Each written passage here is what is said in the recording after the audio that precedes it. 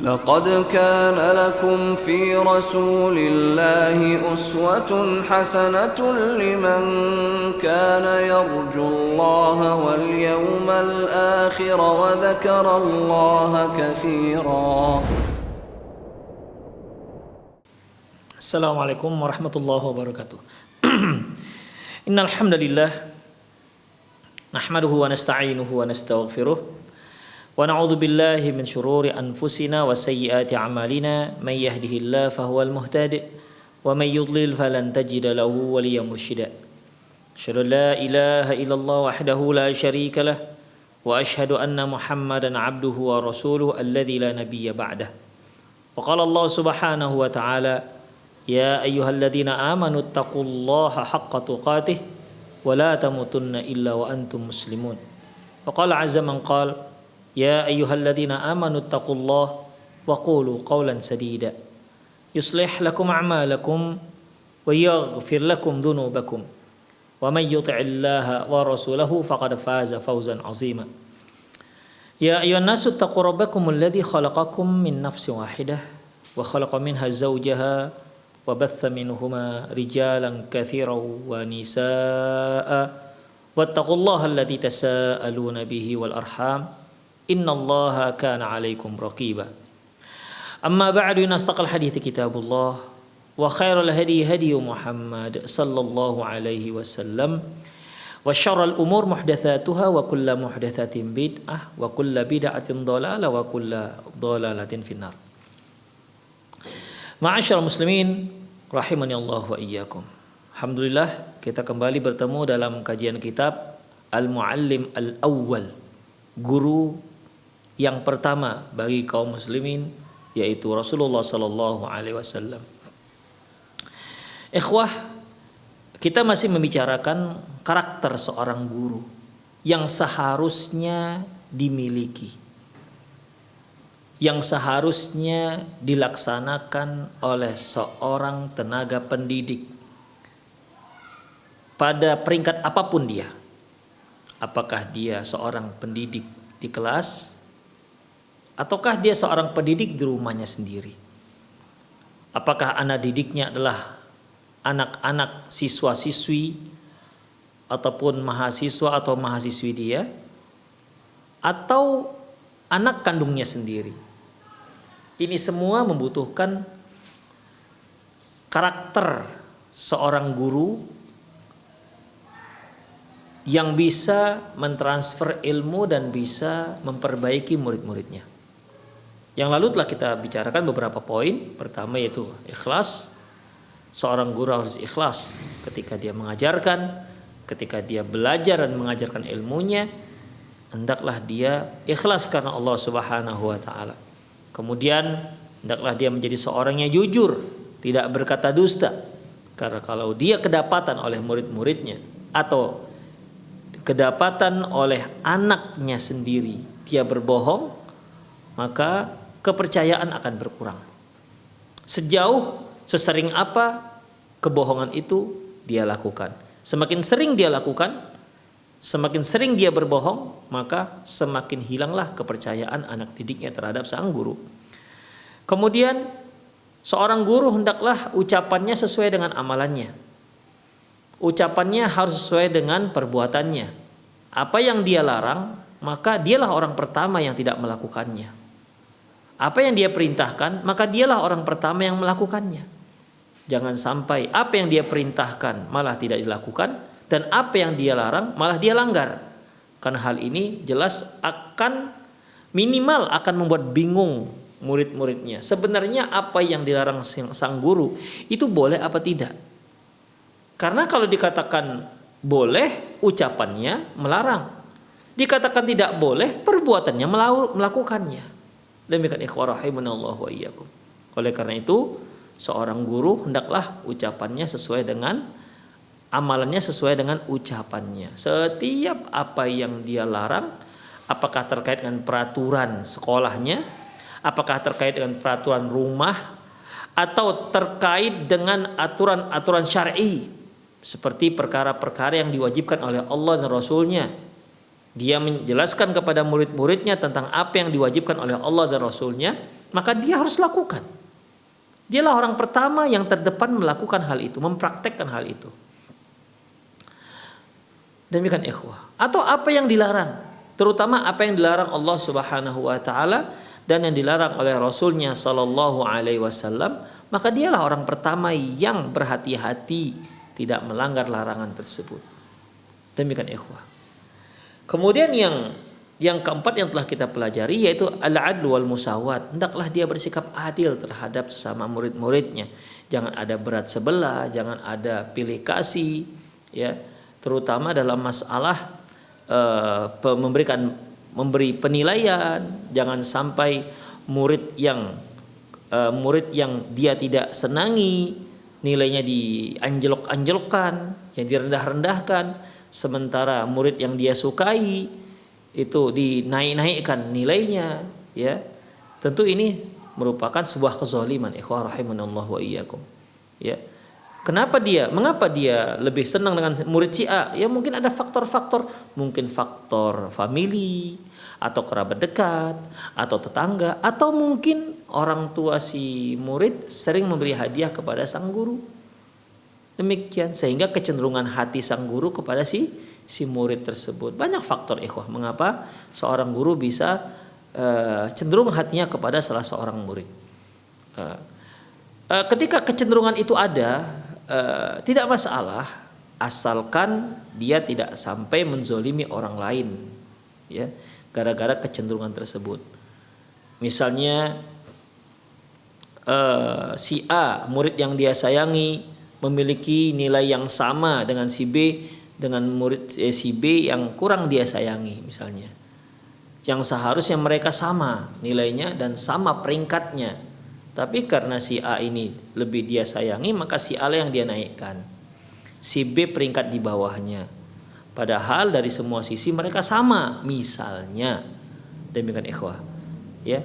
Jadi intinya bahwasanya seorang guru haruslah adil, termasuk dalam memberikan hukuman, ya, termasuk dalam memberikan hukuman dia harus adil. Ketika ada anak-anak ataupun siswa-siswa yang dia sukai, yang dia senangi, atau siswa itu sendiri mungkin kerabatnya atau mungkin anaknya sendiri, kalau terjadi pelanggaran dia tidak hukum, tapi kalau yang bukan kerabatnya dia hukum. Ini tentu jelas kezaliman ikhwah, ya. Ini pelanggaran keadilan. Makanya seorang guru harus memiliki sifat adil di antara sama murid-muridnya. Demikian juga orang tua, ya. Demikian juga orang tua. Orang tua wajib adil terhadap anak-anaknya. Kemudian yang kelima yang telah kita pelajari, at-tahalli bil akhlaqil fadilah, yaitu hendaklah memiliki akhlak yang mulia. Ya, seorang guru jika dia kasar, ucapannya kotor, perbuatannya juga kasar, ya, akhlaknya tidak baik, tentu hal ini ikhwah berdampak buruk terhadap murid-muridnya. Berikutnya at-tawadhu'ul muallim. Hendaklah seorang guru itu memiliki sifat tawadhu. Tawadhu itu ikhwah rendah hati. Ya, rendah hati. Lawannya takabbur. Takabbur itu takabur, sombong. Ya. Orang yang rendah hati ini ikhwah, dia lebih mudah bergaul dengan murid-muridnya. Seorang guru yang rendah hati, dia bisa bergabung dengan murid-muridnya. Dia nyaman gabung dengan murid-muridnya. Murid-muridnya juga nyaman bergabung dengan gurunya tersebut. Kenapa? Gurunya rendah hati. Ya, mudah berkomunikasi, mudah membantu murid-muridnya. Ringan tangan dengan artian suka membantu murid-muridnya, suka memberikan solusi kepada murid-murid yang sedang ada masalah. Demikian dekat dengan murid-muridnya. Itulah efek daripada tawadhu. At-tawadhu khuluqun hamidun. Tawadhu merupakan akhlak yang mulia. Tudfi ala sahibati ijlalan wa mahabatan. Akan menambah seorang yang tawadhu, maka dia akan semakin mulia dan semakin berwibawa. Wa man zanna anna at-tawadhu'a khuluqun mardhulun yang bagi tajannabuha wa tarku takhalluq bihi faqad akhta'a wa ab'ad an-naj'ah. Barang siapa yang mengira bahwasanya tawadhu merupakan akhlak yang tidak baik, yang harus dijauhi atau ditinggalkan, berarti dia telah salah, ya. Dia telah salah dan jauh dari kebenaran. Artinya kalau ada yang mengatakan, mungkin ada orang-orang yang mengira kalau tawadhu itu seperti orang rendah, ya, yang tidak mengerti seberapa level peringkat dia. Yang seharusnya dia berada di kalau dia bergaul, dia berada di kalangan apa namanya, ya, jet set misalnya, ya, atau dia di kalangan borjuis misalnya, ya, karena dia tahu tingkat sosialitanya di sana, maka dia nggak mau bergabung dengan masyarakat yang rendah. Takut apa namanya, wibawanya jatuh. Demikian juga kalau seorang guru, kalau dia banyak komunikasi dengan murid-murid, banyak bergaul dengan murid-murid, takut wibawanya hancur. Ya, tentu ini ikhwah rahimanallahu wa iyyakum tidak tepat. Ini salah. Ya, tawadhu itu tidak akan merusak seseorang, nama seseorang. Bahkan ikhwah, Rasulullah sallallahu alaihi wasallam mengatakan, man tawadhu alillah rafa'ah. Barang siapa yang tawadhu, rendah hati, ingat karena Allah, rafa'ah, maka Allah Subhanahu wa taala akan mengangkat derajatnya. Ada sih orang-orang tawadhu karena acting, ya, supaya dia dipuji orang, masya Allah, dia guru yang tawadhu, ustadz yang tawadhu. Ketika dia berbicara, dia berkata, ya saya nih ilmu saya sedikit. Nah, itu kan ucapan tawadhu, ilmu saya sedikit dibandingkan ustadz itu saya apalah. Dia ucapkan ucapan itu di hadapan jamaahnya, ya. Kalau memang itu ada dari dalam, muncul dari dalam, maka Allah akan angkat derajatnya. Tapi kalau itu hanya sekedar pura-pura tawadhu, ya, pura-pura tawadhu. Jadi dia pura-pura tawadhu, ya, untuk mengangkat namanya, ya, untuk mengangkat ratingnya, maka ikhwah, Allah nggak akan naikkan dia. Allah tidak akan naikkan derajatnya. Yang Allah naikkan derajatnya yaitu orang yang tawadhu tapi ikhlas karena Allah, bukan untuk menaikkan mutu, bukan untuk menaikkan rating penilaian orang lain seperti pencitraan. Demikian ikhwah, Allah nggak akan naikkan ikhwah. Makanya tawadhu itu perlu ikhlas, ya. Tawadhu itu perlu ikhlas. Dia sebenarnya merasa dia lebih alim dibandingkan ustadz-ustadz yang lain misalnya. Tapi dia pura-pura merendah, saya nggak tahu apa-apa, ustadz itu lebih begini. Demikian ikhwah. Ini masalah-masalah yang terkadang ada pada sebagian orang. Sepertinya tawadhu padahal tidak. Ya, sepertinya dia tawadhu padahal tidak. Demikian ikhwah azinallahu wa iyyakum. Wa hasbuka bi imamin atqiya mathalan sallallahu alaihi wasallam. Cukup bagi kalian, ya, yaitu Rasulullah SAW, imamnya para orang-orang muttaqin sebagai permisalan. Artinya memang Pak Rasulullah adalah seorang yang paling tawadhu karena Allah Subhanahu wa taala. Wat tawadhu wa in kana min lawazimihi dhillun, ya. Tawadhu walaupun di situ ada unsur rendah, ya. Fahuwa in kana fi janibillahi fama aladzuhu min dhilli ma atyabuhu. Kalau memang dia rendah karena Allah Subhanahu wa taala,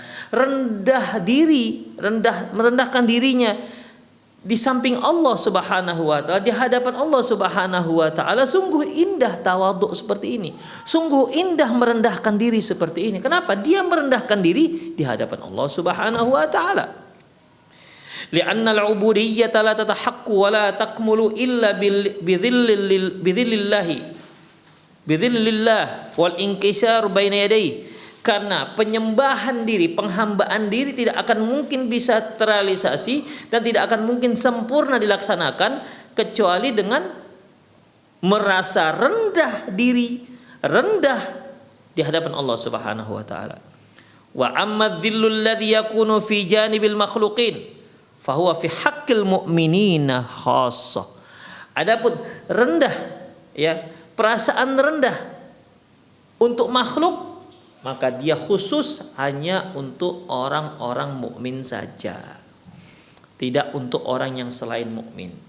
Qala ta'ala adillatin 'alal mu'minin. Sesungguhnya para sahabat itu adillatin 'alal mu'minin. Mereka merendahkan diri mereka di hadapan orang-orang mukmin. Wa 'izzatin 'alal kafirin, dan mereka berwibawa, ya. Mereka tegas di hadapan orang-orang kafir. Surah Al-Maidah ayat 54. Fahum lil mu'minina adillah. Mereka, ya, orang-orang mukmin, kaum muslimin, mereka merendahkan dirinya di hadapan orang-orang mukmin. Tidak merasa dia lebih hebat, tidak merasa dia lebih kaya, tidak merasa dia lebih cerdas, tidak merasa orang lain itu rendah di bawah mereka. Rendah. Demikian ikhwah. Tidak memandang sebelah orang-orang mukmin, siapapun dia. Karena dia tahu bahwasanya inna akramakum indallahi atqakum. Sesungguhnya orang yang paling mulia di antara kalian adalah orang-orang yang bertakwa. Bukan yang paling tampan, bukan yang paling kaya, bukan yang paling tinggi jabatannya, bukan yang paling banyak hartanya, bukan yang paling cantik istrinya, bukan yang paling tinggi sekolahnya, bukan. Tapi atqakum, orang yang paling bertakwa, dan dia tahu itu. Demikian. Dan Rasulullah Shallallahu Alaihi Wasallam pernah mengatakan, bersabda, la yadkhul jannah man kana fi qalbi mithqala habbatin minal kibr. Tidak akan masuk surga seorang yang dalam hatinya ada takabur sebesar biji sawi. Kemudian seorang sahabat bertanya, ya Rasulullah, ar-rajulu yuhibbu ayyakuna na'luhu ni'alu hasan wa thiyabu hasanan. Bagaimana kalau seorang itu suka kalau sepatu dan bajunya bagus? Apa kata Rasulullah? At-takabbur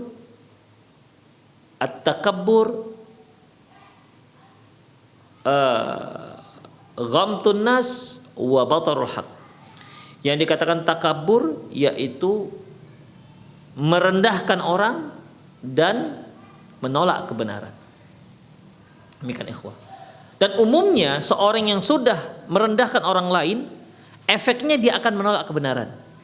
Kenapa? Karena dia anggap sebagai yang lebih baik. Dia menganggap dirinya lebih baik. Mungkin para pemirsa ingat kisah bagaimana ketika Allah Subhanahu wa taala menyuruh para malaikat dan iblis untuk sujud kepada Adam.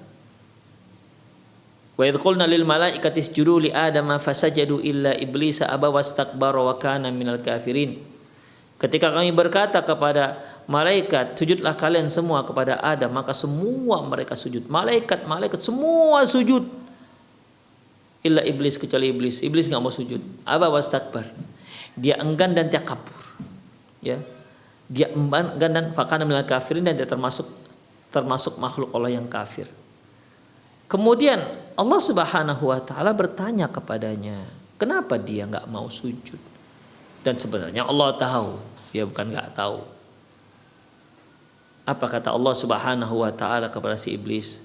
Ma mana'aka alla tasjuda idz amartuk. Hei iblis, kenapa kamu enggak mau sujud? Kan aku yang suruh.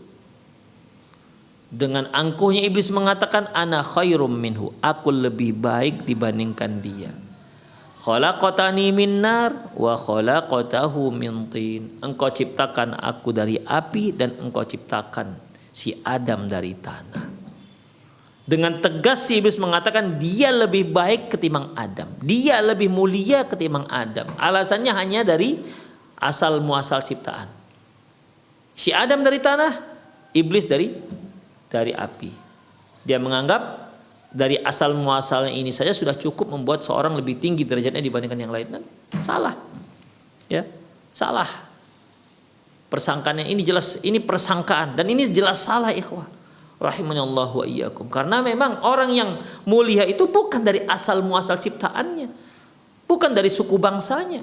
Bukan dari warna kulitnya. Bukan dari jabatannya, bukan dari kekayaannya, bukan. Yang paling mulia di sisi Allah adalah yang paling bertakwa, yang paling taat kepada Allah Subhanahu wa taala. Makanya kan Allah marah, Allah usir dia dari surga. Demikian ikhwah rahimanallahu wa iyyakum. Oleh karena itu, fahum lil mu'minina adillah, mereka itu rendah pada orang mukmin. Tidak merasa hebat, tidak merasa tidak merasa lebih, ya, tidak merasa lebih dibandingkan mereka. Demikian ikhwah. Orang-orang yang merasa dirinya lebih itu akan muncul dari bahasa-bahasanya, ya, bahasa merendahkan dan bahasa-bahasa yang lainnya. Demikian ikhwah. Min mahabbatihim lahum wa nushihim lahum walinihim wa ra'fatihim wa rahmatihim bihim wa suhulati janibihim wa qurbi syai' alladhi yatlubu minhum. Mereka orang-orang mukmin, ya mereka rendah hati, rendah di hadapan orang-orang mukmin, dikatakan dia mencintai mereka, tulus hatinya dengan orang-orang mukmin. Kemudian lemah lembut kepada mereka, murah hati, penyayang, memberikan kemudahan demi kemudahan pada mereka, dekat dengan mereka. Demikian ikhwah, inilah karakter seorang mukmin terhadap mukmin yang lain. Karakter seorang muslim kepada muslim yang lain. Dia rendah ikhwah. Dia merasa dirinya tidak ada apa-apa di hadapan orang-orang mukmin. Demikian. Ketika dia melihat orang yang lebih tua, dia merasa ya Allah, sudah banyak sekali pahala bapak itu. Ketika dia melihat yang lebih muda, dia mengatakan ya Allah, masih sedikit dosa dia. Tidak sama seperti saya. Saya yang jauh lebih tua, lebih banyak dosa. Dia melihat orang kaya dinilai, Masya Allah, sungguh sudah banyak pahalanya, dia punya harta. Banyak hal yang bisa dia gunakan. Ketika dia melihat orang miskin, Masya Allah, sedikit sekali nanti hisab dia. Intinya apa yang dia lihat selalu lebih dibandingkan dirinya. Orang yang seperti ini ikhwah, orang yang seperti ini dia tidak akan merendahkan orang lain. Ya, dia tidak akan merendahkan orang lain. Karena dia tahu yang tinggi itu hanya orang yang bertakwa kepada Allah Subhanahu wa taala. Orang yang paling takwa. Atqakum, inna akramakum indallahi atqakum. Sungguhnya orang yang paling mulia di sisi Allah adalah yang paling bertakwa. Wal muallimu fi amassi al-hajati ila takhalluqi bidzal khulqi al-'azim. Kita lihat bagaimana pentingnya sikap tawadhu terhadap orang-orang mukmin, tulus, sayang, lembut, ya, rendah hati pada mereka. Maka seorang guru adalah orang yang paling sangat membutuhkan akhlak mulia ini. Lima fihi min tahqiqil iqtida'i bis sayyidil mursalin. Dikarenakan dia harus merealisasikan sebagai orang yang mengikuti jejak Rasulullah sallallahu alaihi wasallam. Walima fihi minan naf'il 'azim lil muta'allimin, dan itu juga sangat bermanfaat untuk murid-muridnya. Ya. Jadi bukan hanya dia yang bermanfaat, dia bisa mengambil faedah dari sikap tawadhu dia, bahkan murid-muridnya juga akan bermanfaat, merasakan manfaat tawadhu itu. Wa idza kana al-insanul muslim yahtaju ila at-tawadhu lin najahi fi 'alaqatihi ma'allah summa ma'al mujtama' fa inna hajatul muallim ila at-tawadhi ashaddu wa aqwa. Apabila seorang insan, seorang muslim sangat membutuhkan sifat tawadhu agar dia bisa dekat, agar hubungan dia dengan Allah itu bisa semakin dekat. Demikian juga agar hubungan dia dengan masyarakat semakin dekat. Maka seorang guru lebih membutuhkan sifat tawadhu ini. Seorang muslim ikhwah yang bukan guru, ya. Ketika kita tawadhu itu mudah kita mempererat hubungan kita dengan Allah Subhanahu wa taala, mudah mempererat hubungan kita dengan masyarakat. Kenapa? Kita menganggap mereka tidak rendah. Demikian. Atau bahkan kita anggap mereka lebih dibandingkan kita. Dengan demikian kita bisa lebih sopan berhadapan dengan mereka, lebih santun bicara dengan mereka, bisa kita atur perkataan kita. Kenapa? Kita anggap dia lebih mulia, ya Allah, dia lebih mulia dibandingkan saya. Demikian ikhwah. Ya. Dengan demikian lebih mudah urusan dia, baik urusan dia vertikal dengan Allah Subhanahu wa taala maupun urusan horizontal dia dengan sesama manusia.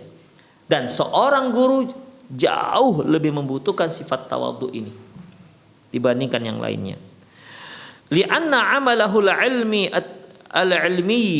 wa ta'limi wa tawjihi yaqtadi al-ittisalu bil muta'allimina wa qurbi minhum wal qurbi minhum hatta la yajidu harajan fi su'alihi wa munaqashatihi wal buhi lahu bima fi anfusihim. Mengapa seorang guru sangat membutuhkan sifat ini? Dikarenakan seorang guru itu dia berada dalam sebuah profesi, dia berada dalam suatu aktivitas harian ya yang ilmi, yang terkait dengan ilmu, pendidikan, pengajaran, pengarahan, dan itu membutuhkan ya mereka yang sebagai tenaga pengajar, artinya dia aktivitas dia terkait dengan ilmu dan mentransfer ilmu dan memberikan pengajaran kepada yang lain, ilmu dan memberikan penyuluhan kepada yang lain, memberikan ilmu ini kepada yang lain, itu sangat erat hubungannya dengan al-muta'allimin, dengan orang-orang yang dia ajarkan. Ya, dengan orang-orang yang dia ajarkan. Karena dengan punya sifat itu dia bisa mendekat, dia bisa dekat dengan murid-muridnya, sehingga murid-muridnya tidak merasa asing, ya, tidak merasa asing, atau sehingga muridnya merasa nyaman. Demikian ikhwah. Kalau guru dan murid sudah nyaman dalam berkomunikasi, otomatis diskusinya juga semakin mudah. Bahkan si murid bisa mencurahkan isi hatinya kepada si guru dengan masalah-masalah yang sedang dihadapi. Demikian ikhwah rahimanallahu wa iyyakum.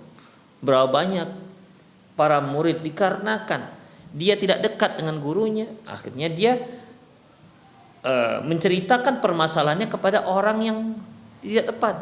Bahkan ikhwah, berapa banyak anak-anak kita sendiri yang lahir dari sulbi kita sendiri, yang lahir dari rahim istri kita sendiri, ya. Mereka tidak dekat dengan orang tuanya. Wala haula wala quwata illa billah. Sehingga ketika dia ingin berbicara tentang permasalahan yang sedang dia hadapi, dia butuh cari temannya. Oke, kalau temannya tepat, orang-orang yang baik. Bagaimana kalau temannya tidak tepat? Ternyata temannya itu bukan malah memberikan solusi yang baik, malah menyeret dia pada ke tempat yang semakin jauh dari yang baik. Bagaimana ikhwah? Kenapa anak-anak itu ada yang dia menghadapi masalah, ujung-ujungnya dia terseret pada narkoba? Kenapa ikhwah? Dikarenakan tidak dekat dengan orang tuanya. Ya. Seharusnya kan anak itu dekat dengan orang tuanya, sehingga masalahnya bisa mereka selesaikan cara bersama-sama. Demikian ikhwah rahimanallahu wa iyyakum. Minimal dengan gurunya. Ikhwah, dengan gurunya. Mengapa anak-anak kita mudah sekali terseret kepada narkoba? Itu dikarenakan dia punya teman-teman, tempat berbicara, tempat ngobrol, ya, tempat mencurahkan isi hati pada teman yang tidak tepat. Temannya inilah yang menyeret dia. Apalagi kalau dia seorang pengedar. Demikian, ingin mencari pelanggan-pelanggan baru. Oleh karena itu ikhwah rahimanallahu wa iyyakum, dengan sifat tawadhu inilah, rendah hati inilah, guru bisa dekat dengan murid-muridnya. Murid-muridnya nyaman bicara dengan dia, atau mungkin bercanda. Ya, dengan demikian si guru bisa menilai, bisa menyelami bagaimana kehidupan si murid. Terkadang ada seorang murid itu ikhwah, dia prestasi belajarnya rendah. Mungkin ada sebab. Ya, ada sebab. Itu perlu diselami. Demikian. Atau ini murid kenapa sering terlambat? Mungkin perlu diselami, dipelajari kenapa dia terlambat. Demikian. Kalau seorang guru tidak dekat dengan muridnya, gimana dia bisa menyelami hati si murid? Kalau dia seorang yang takabur, jelas akan ada jurang yang sangat lebar antara murid dan guru. Komunikasi akan sulit. Li'anna an-nufus la tastarihu lil mutakabbir wal mutajabbir wal mughtaru bi'amalih. Karena memang jiwa itu tidak bisa nyaman dengan orang-orang yang takabur, dengan orang-orang yang sombong, dengan orang-orang yang tertipu dengan amalannya. Merasa hebat dengan pekerjaannya, merasa tinggi dengan profesinya.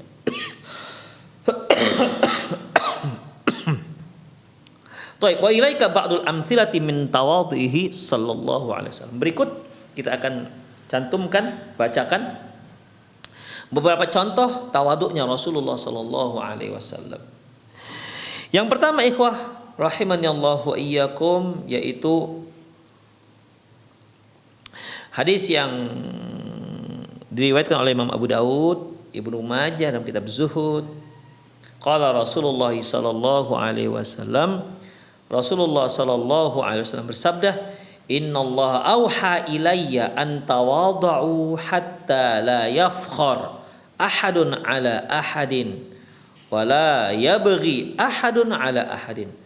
Sesungguhnya Allah telah mewahyukan kepadaku untuk bersikap tawadhu, untuk bersikap rendah hati. Jangan sampai ada seorang yang sombong, menyombongkan diri pada yang lain, menganggap lebih hebat dibandingkan yang lain.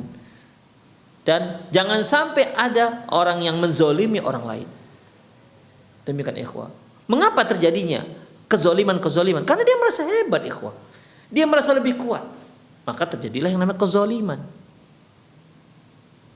Demikian. Mengapa dia sombong? Karena dia merasa lebih hebat dibandingkan orang lain. Jadi dia menyombongkan dirinya.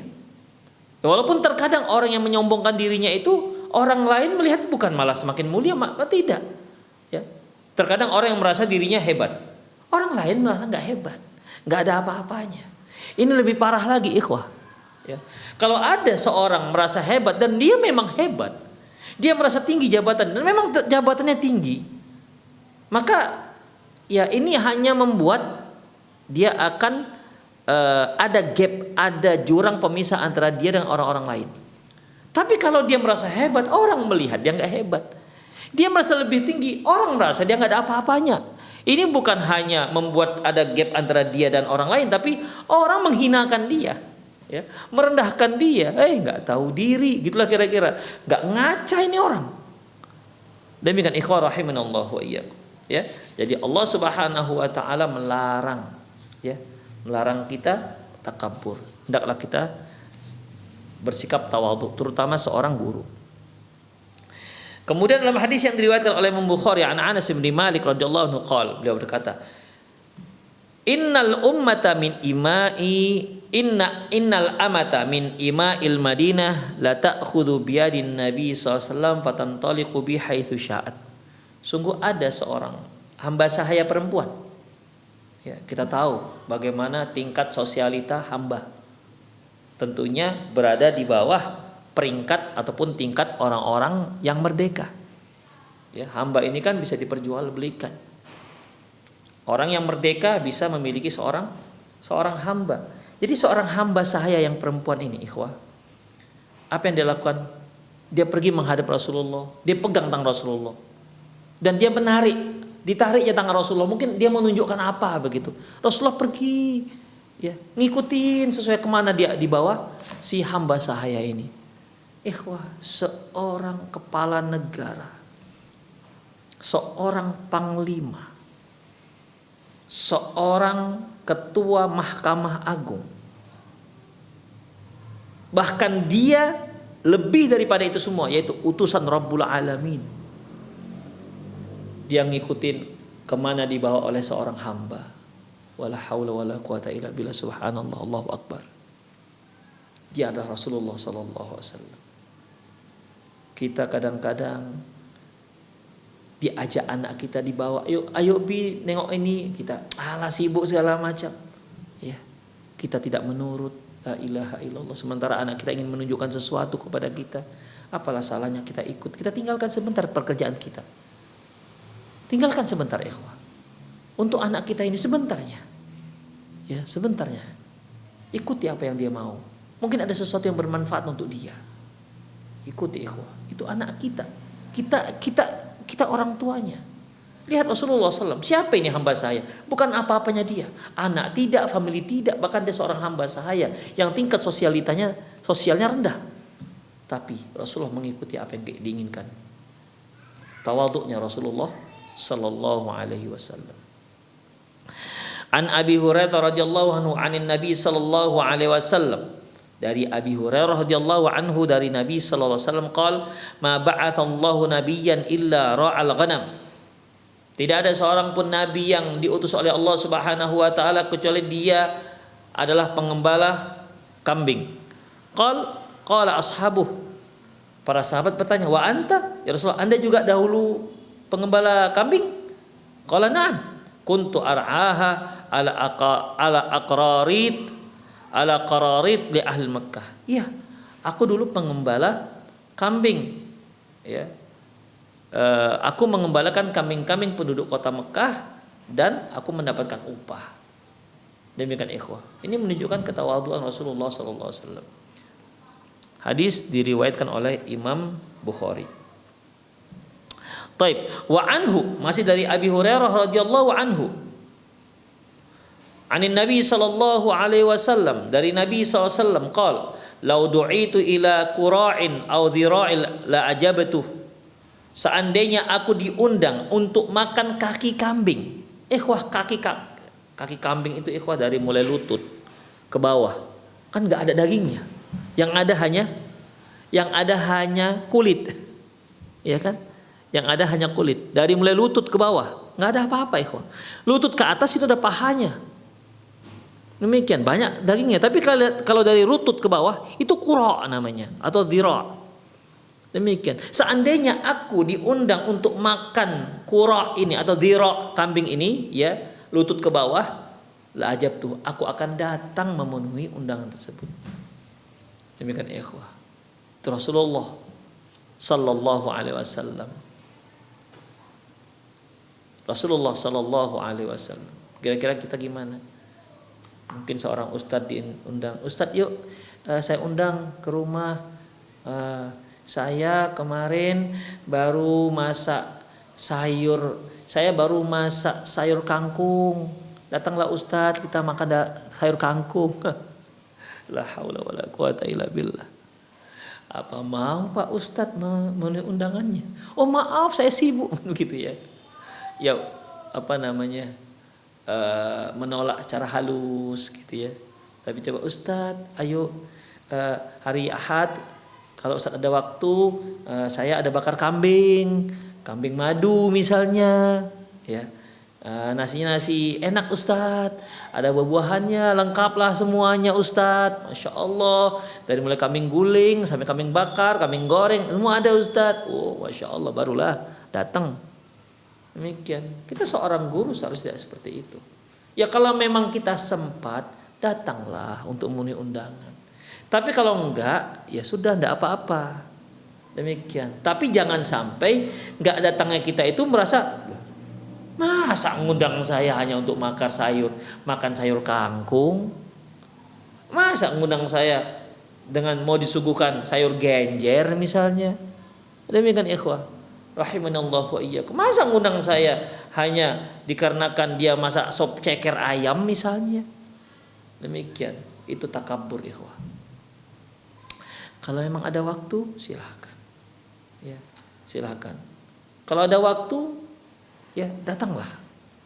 Ya, karena itu apalagi murid-murid kita, itu bisa lebih mendekatkan kita dengan si murid. Demikian ikhwah rahimanallahu wa iyyakum. Ya. Jangan sampai kalau makanan-makanan mewah baru kita sempat-sempatkan, bahkan jadwal ngajar pun kita geser demi untuk makan itu. Ya, tentu ini tidak tepat ikhwah rahimanallahu wa iyyakum. Walau uhdiya ilayya dhira'un aw qura'un laqabiltu. Seandainya aku diberi hadiah berupa sop ataupun gulai atau berupa kaki kambing, ya, maka aku akan terima hadiah tersebut. Hadis diriwayatkan oleh Imam Bukhari.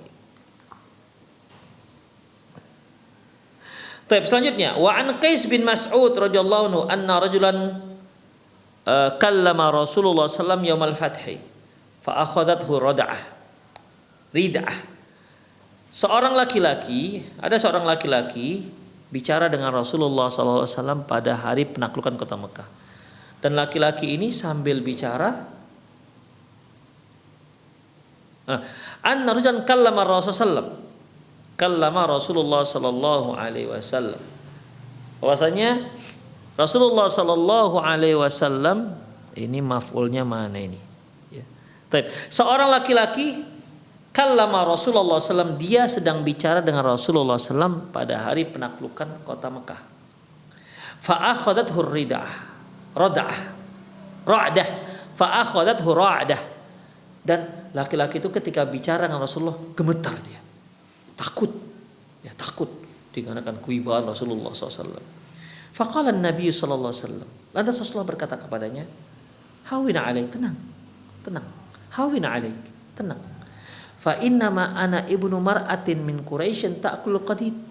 Aku hanyalah anak seorang wanita Quraisy yang makan daging kering. Demikian ikhwah. Kalau dahulu itu orang-orang kaya ikhwah makannya daging segar, baru disembelih dimakan habis.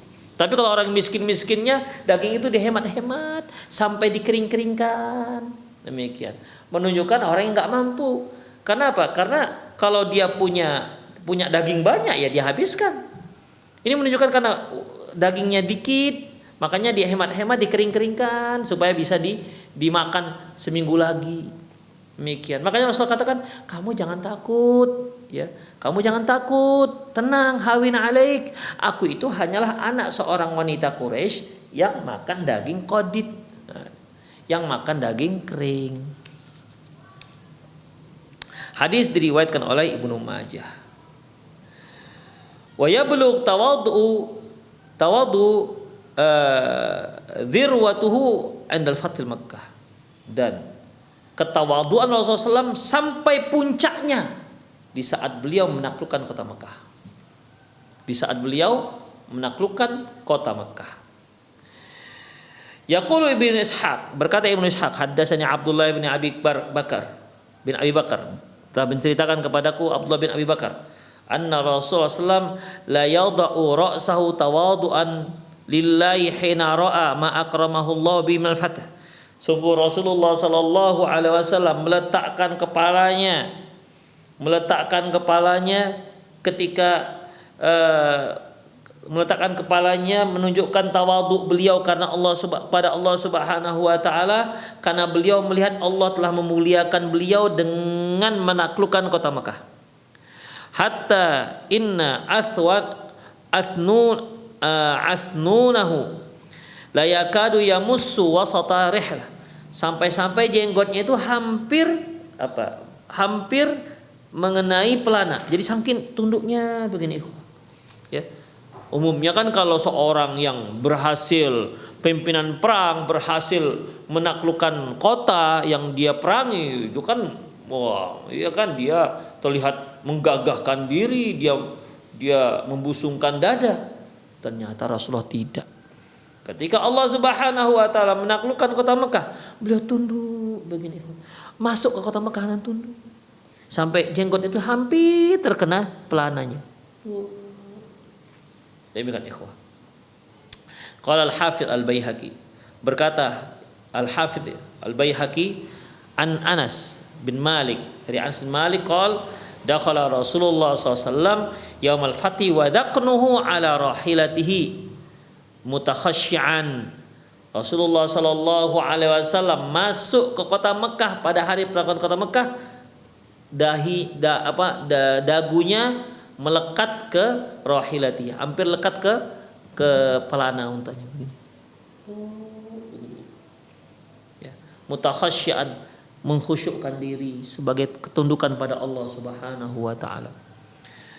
Ara'aitum tawadhu'an a'dhamu min dzalik? Apakah kalian ada melihat orang tawadhu lebih daripada itu? Qaidun yadhfaru bi khusumihi alladhina akhrajuhu min baladihi wa qataluhu wa sabbuhu.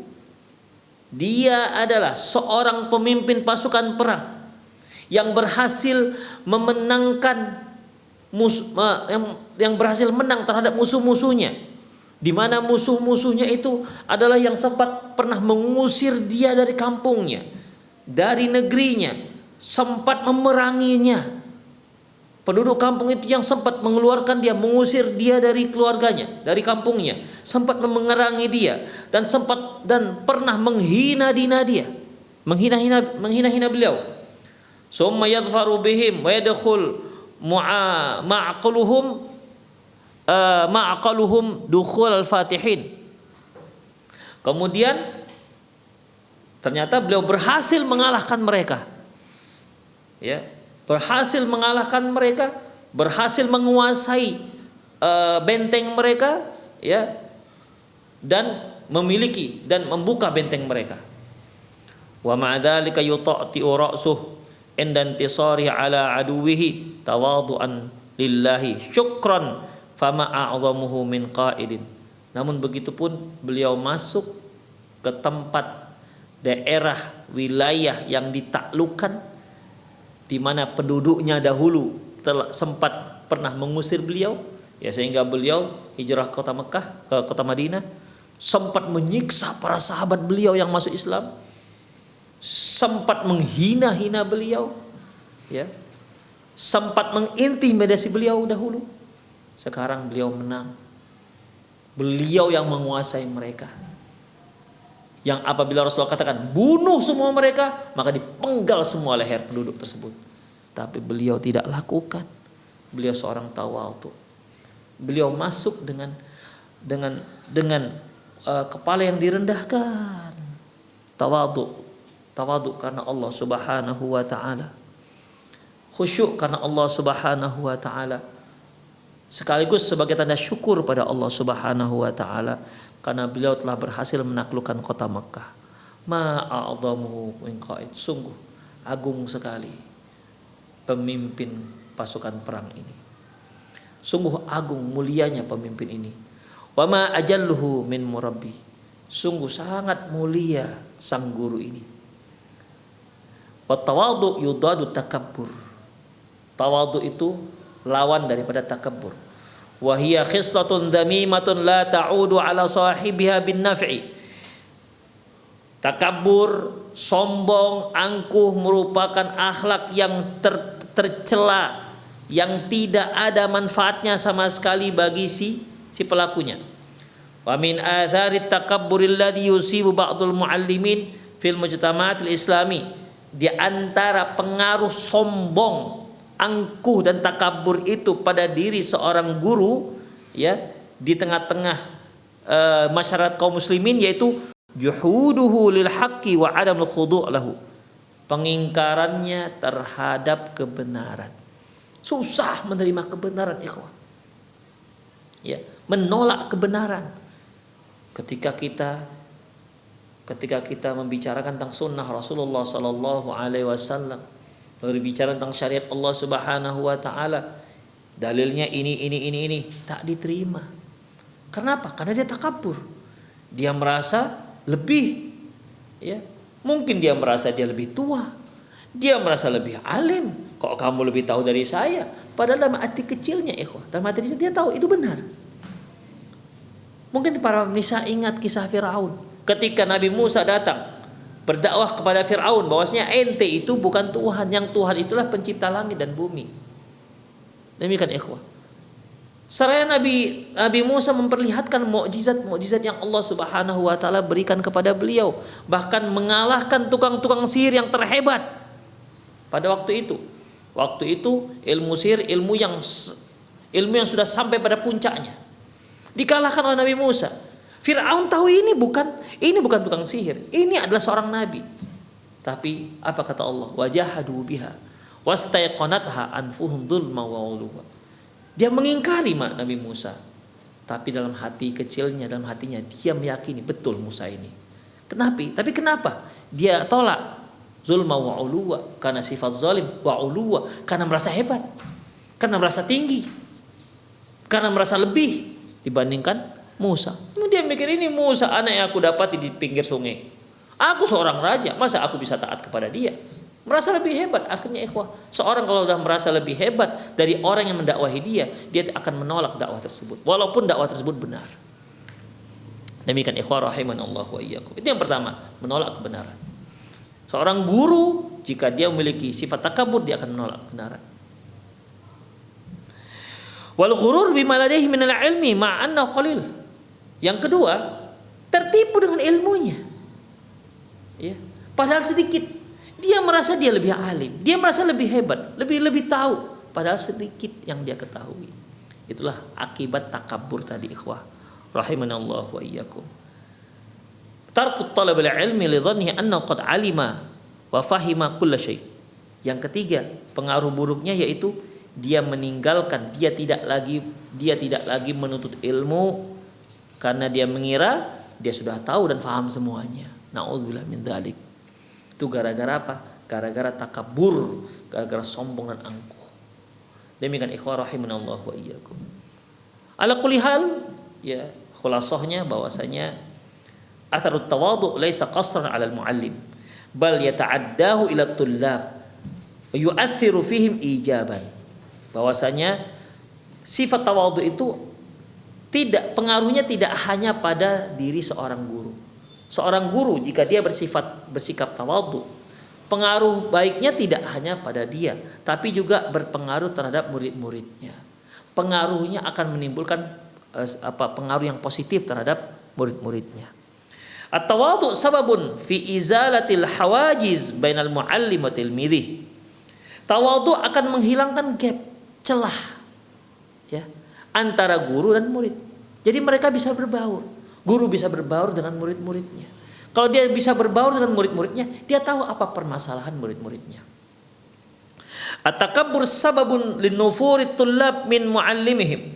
Takabbur adalah sebab menjauhnya murid-murid dari gurunya. Wal i'radu an talaqqil ilmi minhu. Dan keengganan sang murid untuk menimba ilmu dari si guru. Kenapa? Guru takabbur. Ya. Dia adalah seorang yang takabbur. Gak nyaman murid-murid bersama dia. Gak nyaman murid-murid mengambil ilmu dari dia. Demikian ikhwah rahimanallahu wa iyyakum, ya. Sifat seorang guru yaitu hendaklah dia memiliki sifat tawadhu, ya, rendah hati terhadap murid-muridnya. Karena dengan demikian dia bisa mempelajari apa masalah si murid, apa masalah dia dalam menimba ilmu dan masalah-masalah yang lain. Semoga Allah Subhanahu wa taala memudahkan kita untuk bersikap tawadhu. Untuk bersikap tawadhu. Termasuk juga tawadhu kita terhadap anak-anak kita yang merupakan murid kita pertama di dunia ini. Dia yang utama. Dia yang nanti akan kita pertanggungjawabkan di hadapan Allah Subhanahu wa taala. Ya ayyuhalladzina amanu qu anfusakum wa ahlikum nar. Wahai orang yang beriman, selamatkan dirimu dan keluargamu dari api neraka. Demikian para pemirsa, semoga bermanfaat. Saya undur diri. Aku qouli hadza wa astaghfirullah li wa lakum wa lisa'il muslimin innahu wal ghafurur rahim. Subhanakallahumma wa bihamdik, asyhadu an la ilaha illa anta, astaghfiruka wa atubu ilaik. Wa sallallahu ala nabiyyina Muhammad wa ala alihi wa ashabihi ajma'in. Wa akhir da'wana alhamdulillahirabbil alamin. Assalamualaikum warahmatullahi wabarakatuh.